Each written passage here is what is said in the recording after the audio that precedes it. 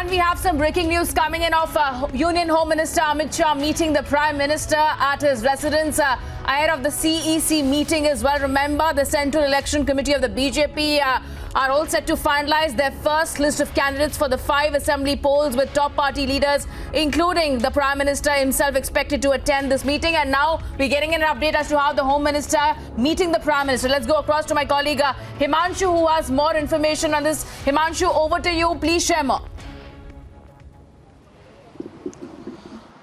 बिल्कुल बिल्कुल देखिए अभी जानकारी मिल रही है यहाँ पर 5 घंटे जेपी नड्डा के आवास पर बिताने के बाद में अब सीधे गृह मंत्री अमित शाह पहुंचे हैं प्रधानमंत्री के आवास पर और प्रधानमंत्री से मुलाकात कर रहे हैं। शाम को 7 बजे सीईसी की बैठक होनी है, केंद्रीय चुनाव समिति की बैठक होनी है। उसके पहले प्रधानमंत्री को ब्रीफ करने के लिए अमित शाह वहाँ पर गए हुए हैं, क्योंकि असम में जिस तरीके से गठबंधन हो रहा है उसको लेकर वो जानकारी दे रहे हैं। बंगाल को लेकर जो प्रमुख 60 सीटों पर चर्चा हुई है और खासकर नंदीग्राम को लेकर जो चर्चा हुई है वो ब्रीफ करने वाले हैं। तो केंद्रीय चुनाव समिति के पहले जिस तरीके से ई श्रीधरन की खबर निकलकर सामने आ रही कि ई श्रीधरन केरल में सीएम का चेहरा हो सकते हैं भारतीय जनता पार्टी की तरफ से, तो इन तमाम बातों को लेकर जो अभी तक की चर्चा हुई है, जो अभी तक का लबोलुआव रहा है, वो सारी की सारी जानकारी देने के लिए अब सीधे गृह मंत्री अमित शाह 7 LKM प्रधानमंत्री आवास पर पहुंचे और उन्हें वहां पर जानकारी दे रहे हैं। तो अब जो पिक्चर है वो अब धीरे धीरे क्लियर शुरू होना हो गया है। जैसे कि केरल की जो खबर थी अब वो क्लियर हो गई है।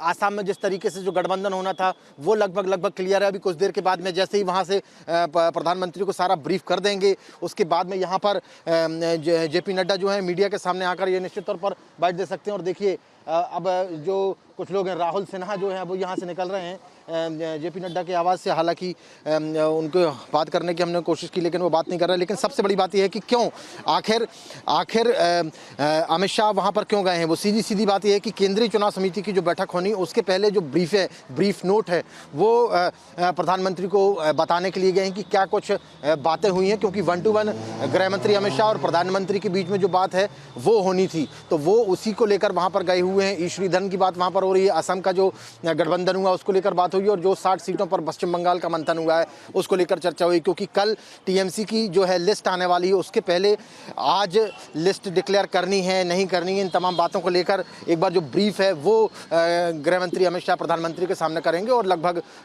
6 साढ़े 6 बजे के आसपास वो सीधे पहुंचेंगे भारतीय जनता पार्टी के मुख्यालय में और लगभग 7 बजे प्रधानमंत्री नरेंद्र मोदी जो है 7 बजे जो प्रधानमंत्री नरेंद्र मोदी हैं वो पहुंचने वाले हैं सीईसी की बैठक में।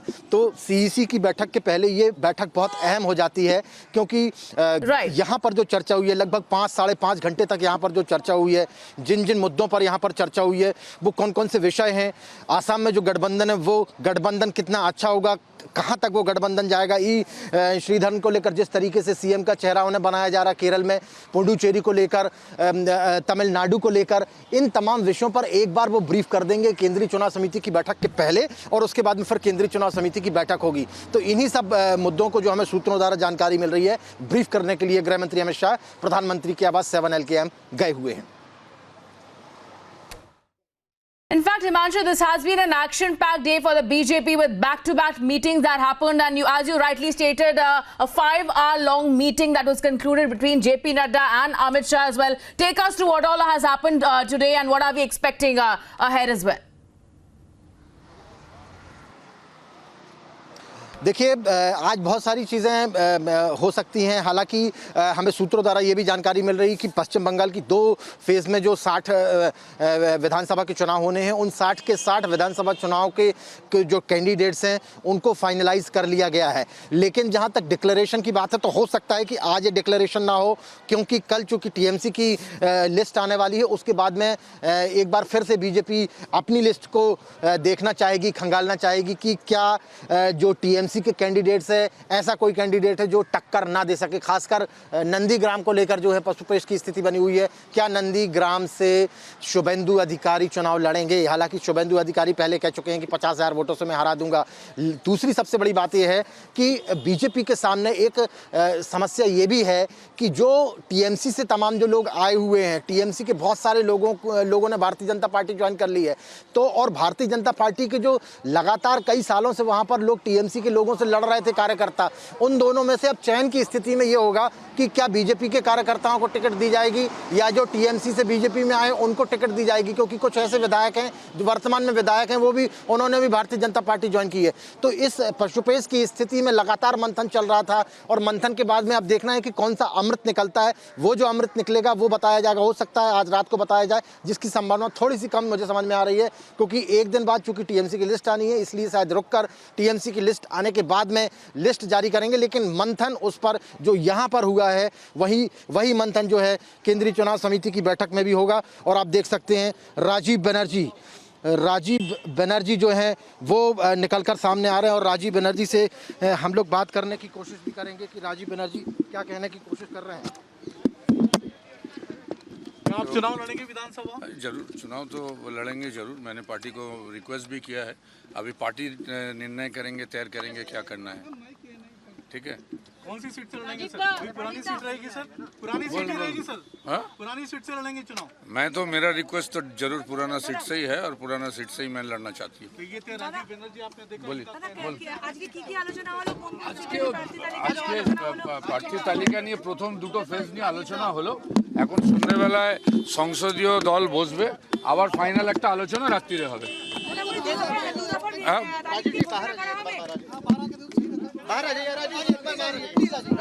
আরে পিছনে দিলীপ দা আসছে তো, দিলীপ দা থেকে নিয়ে নিন না।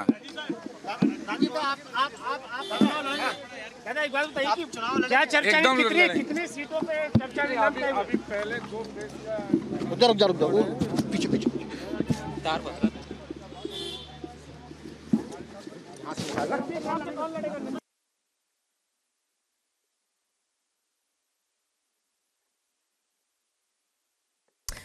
All right, so those are the latest visuals on your screen right now coming in from JP Nadda's residence. And remember, there was a over 5-hour-long meeting that was underway between the Union Home Minister Amit Shah as well as JP Nadda. And we're also getting an update as to how the Home Minister himself meeting the Prime Minister. तभी आप लोगों को मालूम लगेंगे। भेजेंगे नंदीग्राम फिर से? वो तो लड़ना चाहा, अभी पार्टी तय करेंगे। अच्छा, आप कहाँ से लड़ोगे? मैं भी डोमजूड़ से लड़ना चाहा, पार्टी तय करेंगे। इधर चर्चा हुई है, खुद का बता दीजिए कितनी सीटों पर चर्चा हुई है? कितनी सीटों पर चर्चा हुई है?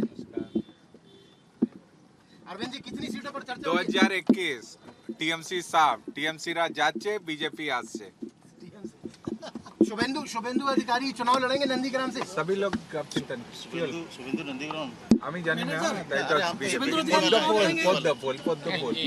नमस्कार। चुनाव तो लड़ेंगे। 294 सीटों पर भारतीय जनता पार्टी का कमल का फूल लड़ेगा, आप चिंता नहीं करो। सभी सीटों 200 पार सीटों पर हम लोग आएंगे। ठीक है सर, थैंक यू सर। तो अरविंद मेनन जी हमारे साथ हैं और आप देख सकते हैं शिवप्रकाश जी यहाँ पर मौजूद हैं, जो कि शिवप्रकाश जी सीधे तौर पर बात कर रहे थे और बता रहे थे यहाँ पर जो तमाम लीडर्स हैं वो बातचीत करने की कोशिश कर रहे हैं। हम एक करके राजीव बनर्जी जो हैं हमारे साथ मौजूद हैं और राजीव बनर्जी से हम बात करने की कोशिश करेंगे कि और आप दादा आप भी लड़ोगे ना? एकदम जरूर लड़ेंगे, क्यों नहीं लड़ेंगे। इतना साल से लड़ते आ रहे हैं और आगे जाके भी लड़ेंगे, पूरा लड़ेंगे। कितनी सीटें? क्योंकि कल अभी तो दो चरण के बातचीत हुआ है। संसदीय कमेटी का बैठक होगा, बाकी वहाँ भी कुछ निर्णय होगा, वहाँ भी कोई सिद्धांत होगा, वो हो जाने दीजिए, फिर पता लगेगा आप लोगों को। आज लिस्ट आने वाली প্রথম 2 দফা তালিকা নিয়ে আলোচনা হয়েছে, আবার সংসদীয় কমিটির বৈঠক আছে সন্ধ্যাবেলায়, সেখানে গিয়ে আরো আলোচনা হবে। দেখুন, এটা তো আমি বলতে পারি না, এটা একটা সর্বভারতীয় দল সংসদীয় কমিটির মিটিং হওয়ার পরে বাকিটা ঠিক হবে। देख लीजिए ना क्या होता है।